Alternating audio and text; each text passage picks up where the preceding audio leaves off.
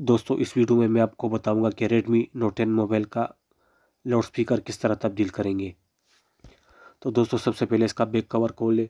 Back cover खोलने का तरीका आपको वीडियो के डिस्क्रिप्शन में लिंक मिल जाएगा, तो उस लिंक पर क्लिक करके वीडियो देख ले।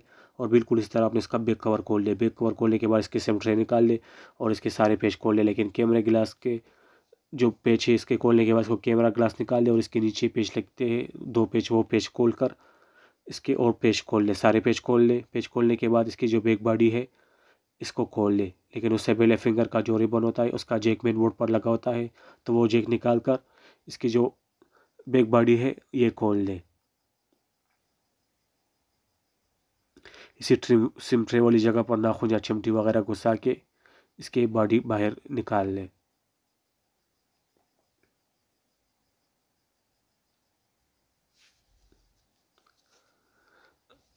उसके बाद सबसे पहले अपनी इसकी बैटरी को डिस्कनेक्ट कर देना है। बैटरी डिस्कनेक्ट करने के बाद नीचे जो ये लाउड स्पीकर होता है ये ब्लैक कलर का, इसके पेज खोल ले और इसको बाहर निकाल दे। तो दोस्तों ये इसका लाउड स्पीकर है। अभी इसमें दूसरा नया लाउड स्पीकर लगा ले, तो ये आपको बाज़ार से आसानी से सस्ते में मिल जाएगा। जितने पैसे आप किसी टेक्नीशियन को दोगे उससे सस्ते में आपको ये लाउड स्पीकर मिल जाता है। तो नया लाउड स्पीकर लगाने के बाद इस पर पेच लगा ले। पेच लगाने के बाद